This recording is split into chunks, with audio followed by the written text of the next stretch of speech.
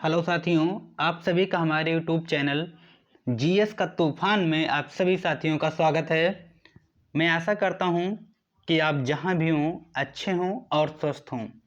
तो आइए क्लास को स्टार्ट करते हैं। और आज का टॉपिक आपको दिख रहा होगा, राज्य के नीति निर्देशक तत्व। देखिए, 3 टॉपिक संविधान के ऐसे हैं जहां से सबसे ज़्यादा क्वेश्चन पूछे जाते हैं। पहला, राज्य के नीति निर्देशक तत्व। सबसे ज़्यादा जो इस समय के क्वेश्चन पूछे जाते हैं वो आपका यही टॉपिक है। और दूसरा, मौलिक अधिकार। और तीसरा आपका नागरिकता। तो सबसे ज़्यादा राज्य के नीति निर्देशक तत्व से क्वेश्चन पूछे जा रहे हैं। और इसके बाद में आपके मौलिक अधिकार से क्वेश्चन आ रहे हैं। तो आइए, आप कोई भी अगर संविधान के अगर आपके क्वेश्चन हैं किसी भी वनडे एग्जाम में, तो इन 3 टॉपिक से सबसे ज़्यादा क्वेश्चन पूछे जाते हैं। मैक्सिमम नागरिकता और राज्य के नीति निर्धारक तत्वों से ही क्वेश्चन आपके पेपर में आ जाते हैं। इससे बाहर कुछ नहीं आता है। और कोशिश यही करो कि इस क्लास को पूरी देख लो। एमसीक्यू के माध्यम से आपके क्वेश्चन आंसर हो जाएंगे। 50 से भी ज़्यादा क्वेश्चन मैंने इसमें कराए हैं, जिससे आपका जो राज्य के नीति निर्देशक तत्व है वो आपका समाप्त हो जाए। फिर इससे कहीं से भी क्वेश्चन अगर पूछता है एग्जामिनर तो आप कर पाओगे। तो इसलिए इस क्लास को देखना आपके लिए बहुत ही उपयोगी है, बहुत ही महत्वपूर्ण है। जितना आप इसे देखोगे उतना ही आपके लिए क्लास बेहतर होती जाएगी। आप देखना स्टार्ट करोगे तो वो इंटरेस्ट इसमें आपका बनता जाएगा, क्योंकि ये क्लास ही ऐसी है कि आपको बहुत ही बेहतरीन लगने वाली है। तो आइए क्लास को स्टार्ट करते हैं। क्लास को शेयर कर दीजिएगा आप लोग अपने ग्रुप वगैरह दोस्तों के साथ में। अगर आप नए जुड़े हों हमारे चैनल के साथ में तो चैनल को सब्सक्राइब कर लो, बेल आइकन को प्रेस कर दो, जिससे इस क्लास की आने वाली क्लास की आप तक नोटिफिकेशन पहुंचती रहे। तो क्लास को स्टार्ट करते हैं। आपके सामने टॉपिक दिख रहा है, राज्य के नीति निर्देशक तत्व। यही आपका टॉपिक है। और इससे जो क्वेश्चन है आपका वो भी दिख रहा है। पहला क्वेश्चन कह रहा है क्वेश्चन कि भारतीय संविधान में राज्य के नीति निर्देशक तत्व ग्रहण किए गए हैं। ऐसे क्वेश्चन आपके टेट, सुपर टेट या यूपीपी, जीडी वगैरह में ऐसे क्वेश्चन बहुत आते हैं कि चीज़ें ली कहाँ से गई है। राज्य के नीति निर्देशक तत्व हो गया, जो कि कहाँ से लिया गया है, आयरलैंड से लिया गया। ऑप्शन बी इसमें आपका करेक्ट हो जाता है। और मौलिक अधिकार को भी पूछ सकता है, जो कि अमेरिका से लिया गया है, यूएई से लिया गया है आपका मौलिक अधिकार। या फिर संविधान संशोधन पूछ सकता है, जो कि साथियों साउथ अफ्रीका से लिया गया है संविधान संशोधन। तो ऐसी चीज़ें पूछता है पेपर वाला कि कौन सी चीज़ें कहाँ से ली हुई हैं। तो ये 3 चीज़ें आपको याद रखनी है। जो पहला आपके सामने दिख रहा है कि राज्य के नीति निर्देशक तत्व हैं वो ग्रहण किए गए हैं हमारे आयरलैंड से। ये आपका पहला हो गया। मौलिक अधिकार कहाँ से लिए गए हैं, तो आपको अमेरिका लगाना है। ठीक है। और अगर यही क्वेश्चन आपका पूछता है कि संविधान संशोधन कहाँ से लिया गया है, तो वो आपका साउथ अफ्रीका हो जाएगा। 3 क्वेश्चन अगर आप ध्यान में रखे हो तो आप कर पाओगे। आगे चलते हैं दूसरे क्वेश्चन की तरफ और देखते हैं कि क्वेश्चन दूसरा क्या कह रहा है। आपसे कह रहा है दूसरा क्वेश्चन कि राज्य के नीति निर्देशक तत्व का उल्लेख संविधान के किस भाग में है। अब देखिए, ऐसे क्वेश्चन आप देखते होंगे हर पेपर में मिलता है कि भाग से संबंधित, क्योंकि 22 भाग हैं तो एक भाग आपसे पूछता है, जिसमें ये 2-3 जो टॉपिक हैं, राज्य के नीति निर्देशक तत्व और मौलिक अधिकार, नागरिकता, ऐसे इन 3-4 भागों को जरूर पूछता है। तो क्या हो जाएगा इसका करेक्ट आंसर कि राज्य के नीति निर्देशक तत्वों का उल्लेख किस भाग में है। तो आपका करेक्ट आंसर हो जाएगा भाग 4। Option C is the correct answer हो जाएगा। यहीं पर अगर पूछता मौलिक अधिकार तो मौलिक अधिकार भाग 3 में है। और मौलिक कर्तव्य पूछता तो भाग, इसमें दिया नहीं है, भाग 4 का में है। ठीक है। तो ये 3 चीजें, मौलिक कर्तव्य, राज्य की नीति निर्देशक तत्व 4 में और मौलिक अधिकार 3 में, इन भाग को जरूर आपको याद रखना है। आगे बढ़ते हैं, देखते हैं कि क्वेश्चन क्या कह रहा है। भारतीय संविधान के किस अनुच्छेद में राज्य के नीति निर्देशक तत्वों का उल्लेख है। तो ये कहाँ से कहाँ तक राज्य के नीति निर्देशक तत्वों का उल्लेख है ये आपको बताना है, और इसका करेक्ट आंसर हो जाएगा आपका ऑप्शन सी 36 से जो 51 दिख रहा है, यहाँ पर राज्य के नीतिक निर्देशक तत्वों का वर्णन किया गया है। किसका वर्णन किया गया है साथियों? राज्य के नीति निर्देशक तत्वों का वर्णन किया गया है। आगे बढ़ते हैं, अगले क्वेश्चन की तरफ चलते हैं। अगला क्वेश्चन आपके सामने आ रहा है, क्वेश्चन नंबर 4। क्या कह रहा है कि संविधान का वह कौन सा भाग है जो संविधान के निर्माताओं के मस्तिष्क और उद्देश्यों का प्रतिबिंबित करता है? तो आपको बताना है कि जो संविधान के निर्माताओं के मस्तिष्क और उनके उद्देश्य को जो पहचानता है उसका क्या हो जाएगा? क्या वो मूल अधिकार हैं, या फिर संविधान की प्रस्तावना, या फिर नागरिकता, या फिर राज्य के नीति निर्देशक तत्व? तो आपका करेक्ट आंसर हो जाएगा राज्य के नीति निर्देशक तत्व। Option C is the correct answer है, जो संविधान के निर्माताओं के मस्तिष्क और उद्देश्यों का प्रतिबिंबित करता है। आगे चलते हैं क्वेश्चन नंबर 5 पर। देखिए क्या कह रहा है कि राज्य के नीति निर्देशक तत्वों में निम्नलिखित में से किन किन प्रकार के सिद्धांत अंतर्निहित हैं? तो आपको बताना है, आपके सामने 5वां क्वेश्चन है और देखते हैं इसमें से क्या आपका आंसर हो जाएगा। वो हो जाएगा ऑप्शन डी। आर्थिक सिद्धांत, सामाजिक सिद्धांत और प्रशासनिक सिद्धांत, ये तीनों आपके इस क्वेश्चन में सम्मिलित हो जाएंगे। राज्य के नीति निर्देशक तत्वों में निम्नलिखित में से किन किन प्रकार के सिद्धांत अंतर्निहित हैं? तो उसमें आर्थिक सिद्धांत, सामाजिक सिद्धांत और प्रशासनिक सिद्धांत, ये तीनों सम्मिलित हैं। तो उपयुक्त सभी आपका आंसर हो जाएगा। आगे चलते हैं, क्वेश्चन नंबर 6 और 7 को देखते हैं कि क्या कह रहा है। भारतीय संविधान में राज्य के नीति निर्देशक सिद्धांतों को शामिल करने के पीछे मुख्य उद्देश्य क्या था? देखिए बहुत ही बेहतरीन और बहुत ही बेहतर क्वेश्चन है ये आपका क्वेश्चन नंबर 6। ठीक है, देखिए क्वेश्चन पहले क्या कह रहा है ये तो समझ लो आप। कह रहा है कि भारतीय संविधान में राज्य के नीति निर्देशक सिद्धांतों को शामिल करने के पीछे का मुख्य उद्देश्य क्या था? तो वो उद्देश्य था कल्याणकारी राज्य की स्थापना करना। बहुत बार पेपर में पूछा गया है, आप ऐसा मत लगाइएगा कि धर्मनिरपेक्ष लगा दो, सरकार के निर्कुल, ये सब नहीं। कल्याणकारी राज्य बनाने के लिए ही राज्य के नीति निर्देशक तत्वों को सम्मिलित किया गया था।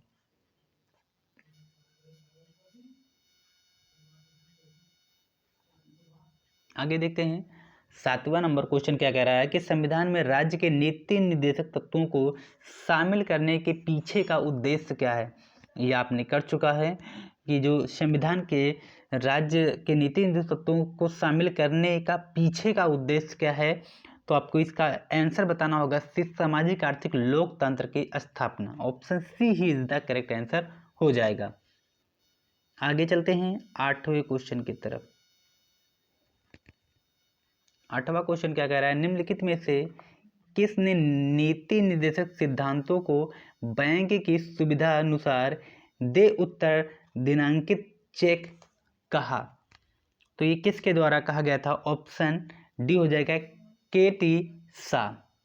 बहुत ही बेहतरीन क्वेश्चन है कि नीति निर्देशक सिद्धांतों को बैंक की सुविधा अनुसार दे उत्तर दिनांकित चेक कहा था, तो वो कहा था के.टी.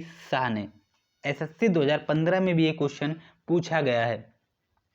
आगे चलते हैं क्वेश्चन नंबर 9 पर आते हैं और क्या कहते हैं देखते हैं। किस संवैधानिक संशोधन अधिनियम से राज्य के नीति निर्देशक तत्वों को मौलिक अधिकारों की अपेक्षा अधिक प्रभावशाली बताया गया? देखिए क्या कह रहा है कि राज्य के नीति निर्देशक तत्वों को मौलिक अधिकारों की अपेक्षा, बहुत बेहतरीन क्वेश्चन, देखिए मौलिक अधिकारों की अपेक्षा अधिक प्रभावशाली बताया गया है। अब देखिए मौलिक जो अधिकार उससे भी ज़्यादा अगर प्रभावशाली आपको बताया जा रहा है, किसको? नीति निर्देशक, राज्य के नीति निर्देशक तत्वों को मौलिक अधिकारों से अपेक्षा अधिक प्रभावशाली बताया जा रहा है। तो इसका करेक्ट आंसर आपका क्या हो जाएगा? ऑप्शन ए 42वां संविधान संशोधन 1976। फर्स्ट ऑप्शन आपका हो गया। आगे चलते हैं अगले क्वेश्चन की तरफ, क्वेश्चन नंबर 10 पर। भारतीय संविधान का वह कौन सा अंग समाजवादी व्यवस्था स्थापित करने की प्रेरणा देता है? भारतीय संविधान का वह कौन सा अंग समाजवादी व्यवस्था स्थापित करने की प्रेरणा देता है? तो आपका जो आंसर हो जाएगा वो हो जाएगा ऑप्शन सी, नीति निर्देशक तत्व। भारतीय संविधान का वह कौन सा अंग है जो समाजवादी व्यवस्था स्थापित करने की प्रेरणा देता है? नीति निर्देशक तत्व ये प्रेरणा देता है। आगे आते हैं अगले क्वेश्चन की तरफ, क्वेश्चन नंबर 11। संविधान में कल्याणकारी राज्य का आदेश दिया जाता है। संविधान में कल्याणकारी राज्य का आदेश दिया जाता है। आप लोगों ने पढ़ लिया है ये क्वेश्चन, आपका ऑप्शन सी करेक्ट हो जाएगा। नीति निर्देशक तत्वों का जो कार्य के लिए लाया गया था वो किसके लिए लाया गया था? कि जो राज्य है हमारा उसको कल्याणकारी बना सके। आगे आते हैं 12वें नंबर क्वेश्चन की तरफ। नीति निर्देशक सिद्धांत हैं, तो ये कौन से सिद्धांत हैं ये आपको बताना है और इसका करेक्ट आंसर हो जाएगा ऑप्शन बी, वाद योग्य नहीं। ठीक है, आगे बढ़ते हैं अगले क्वेश्चन की तरफ, क्वेश्चन नंबर 13। नीति निर्देशक तत्वों का क्रियान्वयन निम्नलिखित में से किस पर निर्भर करता है? किस पर निर्भर करता है? यह आपका बहुत बेहतरीन क्वेश्चन है क्योंकि इसमें 2-3 चीज़ें आपको जानना बहुत जरूरी है। सरकार के पास उपलब्ध संसाधनों पर ऑप्शन सी हो जाएगा, डी हो जाएगा ऑप्शन डी। आगे आते हैं क्वेश्चन नंबर 14 पे चलते हैं और देखते हैं कि क्वेश्चन नंबर 14 क्या कह रहा है। मूल अधिकार और राज्य के नीति निर्देशक तत्वों में क्या अंतर है? मौलिक अधिकार और नीति निर्देशक तत्वों में अंतर आपको बताना है कि दोनों में क्या अंतर है। तो आपका करेक्ट आंसर हो जाएगा ऑप्शन सी, मौलिक अधिकार वाद योग्य है जबकि राज्य के नीति निर्देशक तत्व नहीं। ऑप्शन सी करेक्ट हो जाएगा। ये आपका मौलिक अधिकार है, ये वाद योग्य है जबकि राज्य के नीति निर्देशक तत्व ये वाद नहीं है। पहला जब आया था तो ये सरकार से मान्यता प्राप्त नहीं थे। राज्य के नीति निर्देशक तत्व ये आप पर लगाए गए थे लेकिन ये आप पे थोपे नहीं गए थे कि आपको ये चीज़ें मान्य ही करनी है। ये आपके जैसे कोई चीज़ होता है, अगर कोई योजना आती है तो वो आपको बाध्य नहीं होता, आप उसका लाभ उठाना चाहते हो तो उठाओ, अगर नहीं उठाना चाहते हो तो ना उठाओ। आगे आते हैं, ऐसे ही राज्य के नीति निर्देशक तत्वों का था कि ये आप इसके खिलाफ याचिका दायर कर सकते थे। अपनी जो भी इसकी कंडीशन थे अगर उसको आपको नहीं फॉलो करनी है तो आप जा सकते थे न्यायालयों में, लेकिन मौलिक अधिकार में ऐसा नहीं है। जो आपके पास में राइट्स है उसका आपको उपयोग करना पड़ता है। 15 क्वेश्चन आपसे कह रहा है कि मौलिक अधिकार एवं राज्य के नीति निर्देशक तत्वों के विषय में कौन सा कथन सही है? तो आपको बताना है और इसका जो आंसर आपका करेक्ट हो जाएगा वो हो जाएगा वे एक दूसरे के पूरक हैं। मौलिक अधिकार एवं राज्य के नीति निर्देशक तत्वों के विषय में कौन सा कथन सही है? तो ये क्या है? ये एक दूसरे के पूरक ही है ना, उसमें मान्य किया जाता है, इसमें आपके ऊपर छोड़ा जाता है। तो एक दूसरे के ऊपर एक पूरक के तौर पर काम करता है, एक दूसरे के पूरक है मौलिक अधिकार और राज्य के नीति निर्देशक तत्व। आगे चलते हैं अगले क्वेश्चन की तरफ आते हैं, क्वेश्चन नंबर 16। एक कल्याणकारी राज्य में निर्देश आदर्श वर्णित है। एक कल्याणकारी राज्य में निर्देश आदर्श वर्णित है, तो ये आपका आंसर क्या हो जाएगा? ऑप्शन ए, राज्य के नीति निर्देशक तत्व में। आगे चलते हैं मेरे सभी साथियों, नीति निर्देशक तत्वों को कार्यान्वित करने के लिए क्या मूल अधिकारों का हनन हो सकता है? तो आपको बताना है हाँ, नहीं, कुछ ना, मतलब आपको 4 ऑप्शनों में से देना है कि जो नीति निर्देशक तत्वों का हनन या क्रियान्वयन मौलिक अधिकारों का हनन हो सकता है। तो ये आपका आंसर है ऑप्शन बी। कुछ का, ठीक है, सिर्फ कुछ का कर सकते हैं, सभी का नहीं कर सकते हैं। आगे चलते हैं अगले क्वेश्चन की तरफ। क्वेश्चन नंबर 18, भारत के संविधान में अंतर्राष्ट्रीय सुरक्षा को प्रोत्साहन देना सचित है। तो ये क्या हो जाएगा आपका आंसर? 18वें नंबर क्वेश्चन का आंसर हो जाएगा बी, राज्य के नीति निर्देशक तत्व। आगे चलते हैं अगले क्वेश्चन की तरफ। क्वेश्चन नंबर 19 क्या कह रहा है उस पर आते हैं। समान कार्य के लिए समान वेतन भारत के संविधान में सुनिश्चित किया गया है। बहुत बढ़िया क्वेश्चन है। समान कार्य के लिए समान वेतन जो होता है, उन कन्फर्मिंग अनुच्छेद 39D के तहत ये कहा गया है कि समान कार्य के लिए समान वेतन दिया जाना चाहिए, चाहे वो महिला हो या पुरुष हो। तो इसमें ऑप्शन डी हो जाएगा। राज्य के नीति निर्देशक जो सिद्धांत है इसका ही एक अंग है, क्योंकि आपने पढ़ा होगा अगर 39D में है तो 36 और 51 किस के तहत आता है? राज्य के नीति निर्देशक तत्वों के में आता है, तो इसलिए इसके अंतर्गत हो गया। आगे आपको दिख रहा होगा क्वेश्चन नंबर 20, भारतीय संविधान के नियमोक्त भागों में किस एक में न्यायपालिका तथा कार्यपालिका के पृथक का प्रावधान है? तो आपका करेक्ट आंसर हो जाएगा ऑप्शन सी, राज्य के नीति निर्देशक सिद्धांत। आगे बढ़ते हैं, चलते हैं अगले क्वेश्चन की तरफ। क्वेश्चन नंबर 21 पर आते हैं। क्लास कैसी लग रही है आप लोग बताते रहें, लाइक तो कर दें क्लास को कम से कम। भारतीय संविधान में राज्य के नीति निर्देशक सिद्धांतों को किस मुख्य कारण से सम्मिलित किया गया है? आपके 21 नंबर क्वेश्चन है कि भारतीय संविधान में राज्य के नीति निर्देशक सिद्धांतों को किस मुख्य कारण से सम्मिलित किया गया था। तो आप लोगों ने इसका आंसर पहले ही दे दिया है। अब आपको अपनी सोच को यहाँ पर लाकर उसी को टिक करना है जो आपने पीछे पढ़ा हुआ है। कल्याणकारी राज्य की स्थापना के लिए राज्य के नीति निर्देशक सिद्धांतों को लाया गया था। आगे चलते हैं अगले क्वेश्चन की तरफ। मूलभूत संविधान में से भाग में राज्य लोक कल्याण की संकल्पना निम्नलिखित की गई है। तो आपका करेक्ट आंसर हो जाएगा ऑप्शन डी, राज्य के नीति निर्देशक तत्वों में। आपका पूछा जाने वाला ये क्वेश्चन है। आगे चलते हैं क्वेश्चन नंबर 23, 24 और 25 को देखते हैं। संविधान का वह कौन सा अंश भारत के नागरिकों को आर्थिक न्याय प्रदान करने का संकेत करता है?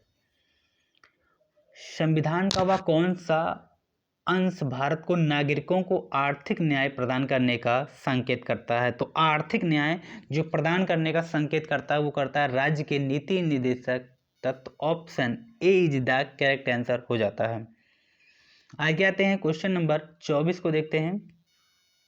क्वेश्चन नंबर 24 क्या कह रहा है? निम्नलिखित में से वह कौन सा राज्य नीति का निर्देशक सिद्धांत नहीं है?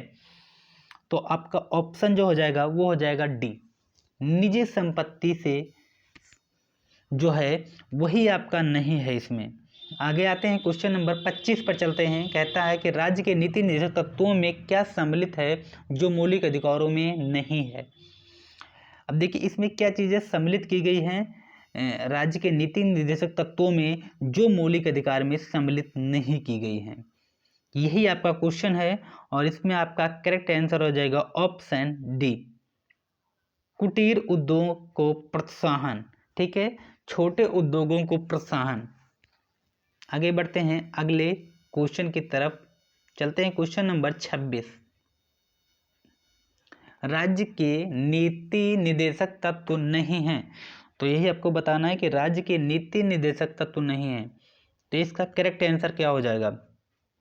इसका जो करेक्ट आंसर हो जाएगा ऑप्शन ए हो जाएगा, वैज्ञानिक मनोभाव के विकास का। यही एक कारण है कि ये नहीं है, राज्य के नीति निर्देशक तत्व नहीं है, तो वैज्ञानिक मनोभाव का विकास का। आगे आते हैं 27 नंबर, किस नीति निर्देशक सिद्धांत को प्रायः समाजवादी माना जाता है? तो आपका जो आंसर हो जाएगा वो हो जाएगा ए ऑप्शन। आप लोगों ने देखा होगा सामाजिक स्तर पर ग्राम पंचायतों की स्थापना की जाती है। तो यही आपका आंसर हो जाएगा। ग्राम पंचायतों को अनुच्छेद आर्टिकल 40 के तहत रखा गया है। आगे चलते हैं अगले क्वेश्चन की तरफ। क्वेश्चन नंबर 28, निम्नलिखित सिद्धांत निर्देशक सिद्धांतों में से वह कौन सा सिद्धांत कौन सा है जिसे गांधीवादी सिद्धांत कहा जाता है? तो गांधीवादी सिद्धांत कहा जाता है ऑप्शन बी, स्वशासन के प्रभावी एकलों के रूप में ग्राम पंचायतों का गठन। इसी को हम लोग क्या कहते हैं? गांधी सिद्धांत कहते हैं। क्या कहते हैं साथियों? गांधी सिद्धांत कहा जाता है। आगे आते हैं क्वेश्चन नंबर 29। 14-15 क्वेश्चन और बचे हैं, तो क्लास में बने रहिए। नीति निर्देशक तत्वों का महत्व किसके लिए है? बहुत बढ़िया क्वेश्चन है कि राज्य के जो नीति निर्देशक तत्वों का जो महत्व है वो किसके लिए है? नागरिक, राज्य, समाज या फिर संघ? तो ये आपका आंसर हो जाएगा ऑप्शन बी, राज्य। नीति निर्देशक तत्वों का जो महत्व है वो राज्य के लिए स्थापित किया गया है। किसके लिए? राज्य के लिए। तो नीति निर्देशक तत्व का जो महत्व है किसके लिए है? राज्य के लिए किया गया है। आगे आते हैं क्वेश्चन नंबर 30, भारत के किस राज्य में समान नागरिक संहिता लागू है? भारत के किस राज्य में समान सिविल संहिता लागू है? आपने देखा होगा कि गोवा में ये लागू है और कितनी बार ये क्वेश्चन आपके पेपर में आया है। बहुत बेहतरीन क्वेश्चन है, वेरी इंपॉर्टेंट करके लगाओ कि भारत के किस राज्य में समान सिविल संहिता लागू है। आर्टिकल 44 के तहत ये लगाया जाता है। आर्टिकल 44 में क्या है मेरे साथियों? समान सिविल संहिता, अनुच्छेद 44। ये कहाँ लगाया गया है? तो ये गोवा राज्य में अभी भी लागू है। गोवा हमारा एक ऐसा राज्य जो सबसे बाद में आज़ाद हुआ, 1961 में इसको आज़ादी मिली। उसके पहले यहाँ पुर्तगालियों ने राज किया। सबसे पहले पुर्तगाली हमारे भारत में आए थे और सबसे बाद में जाने वाले भी कौन थे? वो पुर्तगाली ही थे। तो आइए चलते हैं अगले क्वेश्चन की तरफ, क्वेश्चन नंबर 31 पे, और देखते हैं क्वेश्चन क्या कह रहा है कि राज्य के नीति निर्देशक सिद्धांतों के अनुसार किस आयु तक के बच्चों को निःशुल्क एवं अनिवार्य शिक्षा देने की आशा की जाती है? तो वो आपका हो जाता है 21। सॉरी, ये ऑप्शन रहेगा 14 वर्ष। आप लोगों ने देखा होगा कि 6 से 14 वर्ष के बच्चों को निःशुल्क शिक्षा जो होती है वो अनिवार्य होती है देने के लिए। आपका भी कर्तव्य है कि आप बच्चों को शिक्षा जरूर दें। आगे बढ़ते हैं, अगले क्वेश्चन की तरफ चलते हैं।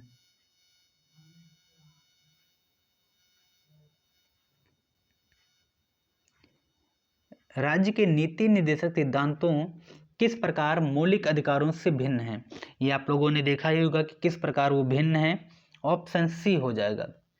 राज्य के नीति निर्देशक सिद्धांत परिवर्तनीय नहीं है जबकि मौलिक अधिकार परिवर्तनीय है। वही इसका जो मूल है वो यही है, ये बाध्य हैं और वो आबाद नहीं है।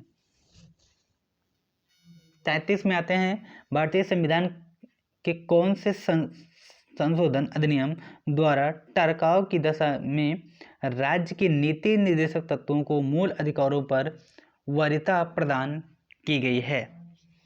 तो ये आपका पता ही होगा, आप लोगों ने थोड़ा देर पहले ही इसका आंसर दिया था, 42वें संविधान संशोधन के तहत। आगे आते हैं क्वेश्चन नंबर 34, भारतीय संविधान के अंतर्गत कल्याणकारी राज्य की अवधारणा निम्नलिखित में से किस अनुच्छेद में वर्णित है? तो ये किस अनुच्छेद के तहत संबंधित है कि अंतर्गत कल्याणकारी राज्य की अवधारणा? बहुत ही बेहतरीन क्वेश्चन है ये आपका 34 नंबर, कि भारतीय संविधान के अंतर्गत कल्याणकारी राज्य की अवधारणा निम्नलिखित में से किस अनुच्छेद में वर्णित है? तो ये आपका ऑप्शन हो जाएगा ऑप्शन बी, अनुच्छेद 38। अनुच्छेद 38 में भारतीय संविधान के अंतर्गत कल्याणकारी राज्य की अवधारणा निम्नलिखित में से किस अनुच्छेद में वर्णित है? तो अनुच्छेद 38। आगे चलते हैं अगले क्वेश्चन की तरफ। आपको दिख रहा होगा 35, 36, 37 और 38 क्वेश्चन को करते हैं। और क्लास अगर आपको अच्छी लग रही होगी तो क्लास को लाइक कर दिया करें, शेयर कर दिया करें ग्रुप वगैरह में, जिससे ज़्यादा से ज़्यादा लोगों तक ऐसी क्लास पहुंच सके। तो आइए क्लास को देखते हैं। समान न्याय और निःशुल्क विधिक सहायता का प्रावधान संविधान के किस अनुच्छेद में है? समान न्याय और निःशुल्क विधिक सहायता का प्रावधान संविधान के किस अनुच्छेद में है?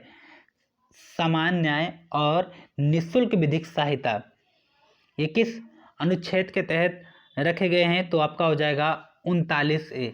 समान न्याय एवं निःशुल्क विधिक सहायता आपके अनुच्छेद 39A के तहत रखे गए हैं। आगे आते हैं क्वेश्चन नंबर 36 पर चलते हैं।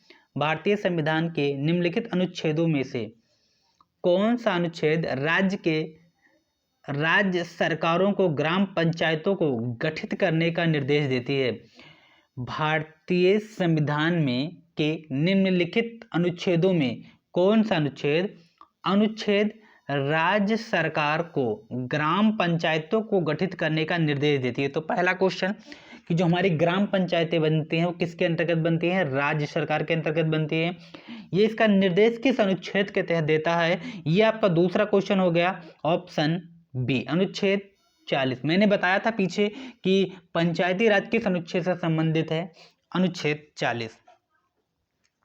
आगे आते हैं क्वेश्चन नंबर 37। भारतीय नागरिकों के लिए एक समान सिविल संहिता प्राप्त करने की बात कही गई है। बहुत बढ़िया क्वेश्चन है कि भारतीय नागरिकों के लिए एक समान सिविल संहिता प्राप्त करने की बात कही गई है। तो एक समान सिविल संहिता की जो बात है प्राप्त करने के लिए वो अनुच्छेद 44। अभी मैंने आपको बताया कि समान सिविल संहिता गोवा में लगी हुई है और अभी भी वहाँ समान सिविल संहिता लगी हुई है, अनुच्छेद 44 लगा हुआ है। तो इस समान सिविल संहिता का जो उल्लेख है वो किसके अनुच्छेद के तहत है? अनुच्छेद 44। समान सिविल संहिता किस अनुच्छेद में रखा गया है? अनुच्छेद 44। बहुत ही अच्छा क्वेश्चन है, बहुत बार पूछा जाने वाला क्वेश्चन है। Question number 38। संविधान के किस अनुच्छेद में न्यायपालिका का कार्यपालिका से पृथकीकरण का उल्लेख है? बहुत ही बेहतरीन क्वेश्चन है। ऑप्शन डी तो करेक्ट है अनुच्छेद 50 में, लेकिन क्वेश्चन को एक बार और पढ़ लो। न्यायपालिका से कार्यपालिका का पृथकीकरण का उल्लेख है अनुच्छेद 50। क्या है? अनुच्छेद 50 में ये कहा गया है कि कार्यपालिका से न्यायपालिका का पृथकीकरण किया जाएगा। 39 पर आते हैं। क्वेश्चन नंबर 39 क्या कह रहा है कि राज्य के नीति निर्देशक सिद्धांतों में से किस अनुच्छेद का संबंध अंतरराष्ट्रीय शांति और सुरक्षा से संबंधित? मतलब क्या क्वेश्चन का कहने का मतलब, सीधा टॉपिक को पकड़ो कि इसमें क्वेश्चन क्या कह रहा है। यहाँ बात कर रहा है कि अंतरराष्ट्रीय शांति का जो संबंध है वो किस अनुच्छेद के तहत है। बस इतना पकड़ना है आपको कि जो अंतरराष्ट्रीय शांति है वो किस अनुच्छेद के तहत है। फट से जैसे आप इतना पकड़ पाओगे आपका आंसर निकल कर आ जाएगा अनुच्छेद 51। अंतरराष्ट्रीय शांति का उल्लेख किस अनुच्छेद के तहत है? अनुच्छेद 51 के तहत है। बस इतना। कार्यपालिका न्यायपालिका किस अनुच्छेद के तहत है? 50। और वहीं पर जो है अंतरराष्ट्रीय शांति अनुच्छेद 51। आगे बढ़ते हैं, अगले क्वेश्चन की तरफ चलते हैं। Question number 40। 10 क्वेश्चन और बचे हैं बस। भारतीय संविधान के किस अनुच्छेद द्वारा निम्न दुर्बल वर्गों को शिक्षा संबंधी सुरक्षा प्रदान की गई है? तो आपका आंसर हो जाएगा ऑप्शन बी, अनुच्छेद 46 के तहत ये किया गया है। आगे आते हैं क्वेश्चन नंबर 41। काम करने के अधिकार को राज्य के नीति निर्देशक तत्वों में निम्नलिखित में से किस अनुच्छेद के अंतर्गत रखा गया है? काम करने के अधिकार को राज्य के नीति निर्देशक तत्वों में से निम्नलिखित में से किस अनुच्छेद के अंतर्गत रखा गया है? तो आपका करेक्ट आंसर हो जाता है अनुच्छेद 41। मनरेगा जिसे हम लोग कभी कभार कहते हैं, तो वो किस में है? अनुच्छेद 41 के तहत रखा गया है, जिसमें काम करने के अधिकार को, इस लाइन को समझ जाओगे तो मनरेगा को भी इसमें रिलेट कर पाओगे। काम करने के अधिकार को किस में रखा गया है? अनुच्छेद 41 के तहत रखा गया है। अगला है आपका अनुच्छेद क्वेश्चन नंबर 42, जिसमें कहा गया कि भारत के संविधान के अनुच्छेद 49 में क्या प्रावधान है? तो अनुच्छेद 49 किस से रिलेटेड है यही आपको बताना है। तो ऑप्शन डी हो जाएगा, एवं स्थानों को प्राकृतिक महत्व की वस्तुओं का संरक्षण। क्वेश्चन का मतलब देखिए, स्मारकों एवं स्थानों एवं प्राकृतिक महत्व की जो वस्तुओं का संरक्षण है वो किसके तहत रखा गया है? अनुच्छेद 49। सरल भाषा में आपको बताना है कि अनुच्छेद 49 में क्या रखा गया है। 49 में आपका अनुच्छेद 49 ये कह रहा है कि जितने भी हमारे पुराने प्राचीन काल के पवित्र स्मरण है या फिर महत्वपूर्ण वस्तुएं हैं तो उनकी देखभाल करना हमारा मूल कर्तव्य है, संरक्षण करना हमारा मूल कर्तव्य है। जैसे कि हमारा लाल किला, उसका हमें एक बहुत प्राचीन कह लीजिए एक स्मरण है, तो उसको हमारा संरक्षण करना हमारा मूल कर्तव्य है। जैसे कि ताजमहल हो गया, लाल किला हो गया, इंडिया गेट हो गया, तो ऐसी चीज़ों का संरक्षण करना ही ये हमारा कर्तव्य है। यही हमारा अनुच्छेद 49 कह रहा है। ठीक है, आगे बढ़ते हैं अगले क्वेश्चन की तरफ। 43 आपको करना है। मैं आपको इसमें केवल आंसर बता दे रहा हूं, आप खुद ही इसका आंसर कर पाओगे। कैसे आप काट कर करना है आपको। इसका आंसर बी हो जाएगा, केवल बी। ठीक है, आगे बढ़ते हैं। क्वेश्चन नंबर 44 और 45 करते हैं। निम्नलिखित में से वह कौन सा राज्य नीति निर्देशक सिद्धांतों का उद्देश्य नहीं है? तो आपका आंसर हो जाएगा इसमें एक धार्मिक राज्य की स्थापना। एक धार्मिक राज्य की स्थापना करना ये राज्य का नीति निर्देशक जो तत्व है उस उद्देश्य में नहीं आता है। आगे बढ़ते हैं। क्वेश्चन नंबर 45, निम्नलिखित में से कौन राज्य के नीति निर्देशक सिद्धांतों में सम्मिलित नहीं है? तो यही आपको बताना है, नहीं है तो सूचना का अधिकार इसमें सम्मिलित नहीं आता है। आगे बढ़ते हैं 46 क्वेश्चन नंबर, निम्नलिखित में से वह कौन सा संविधान के 42वें संशोधन द्वारा नीति निर्देशक तत्वों से नहीं जोड़ा गया है? तो आपका जो करेक्ट आंसर हो जाएगा वो हो जाएगा आपका ऑप्शन सी, सभी नागरिकों के लिए समान आचार संहिता। 47 भारत के कल्याणकारी राज्य होने का विचार पाया जाता है? तो ऑप्शन डी, ए और सी दोनों। आगे बढ़ते हैं।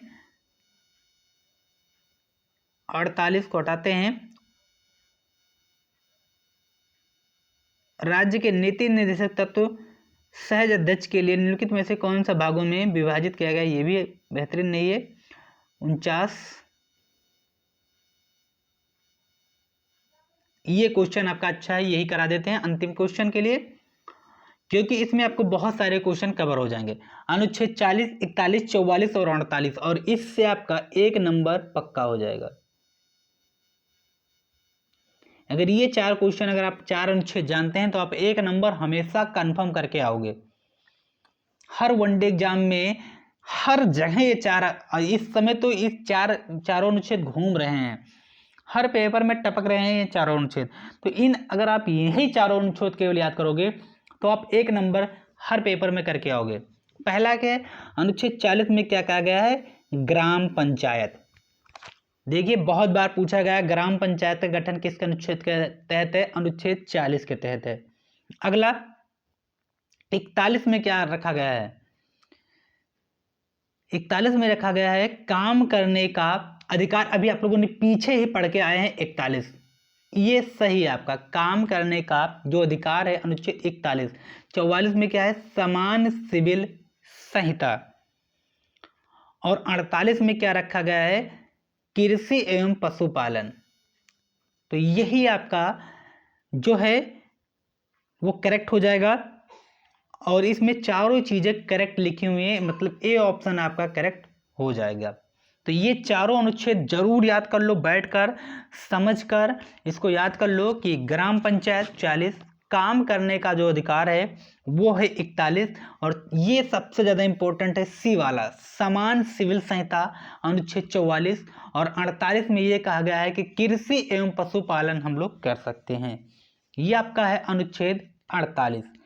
तो ये रही आज आपकी क्लास, जो हमारा टॉपिक था राज्य के नीति निर्देशक तत्व, और इसमें जितने भी क्वेश्चन आपसे पूछे जाने थे वो मैंने करा दिए हैं।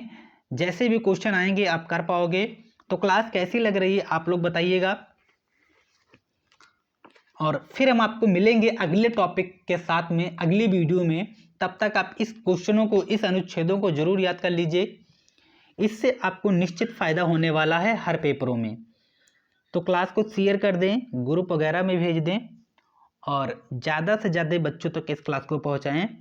अगर आप हमारे चैनल पर नए हैं, पहली बार अगर जुड़े हैं तो सब्सक्राइब कर लें। लाल वाला जो आपको दिख रहा है उस पर सब्सक्राइब लिखा है, उसको सब्सक्राइब करें, बेल आइकन को प्रेस करें और ज़्यादा से ज़्यादा लोगों तक इस वीडियो को पहुंचाएं। तो फिर हम आपको मिलते हैं अगले टॉपिक के साथ में अगली वीडियो में। तब तक के लिए धन्यवाद।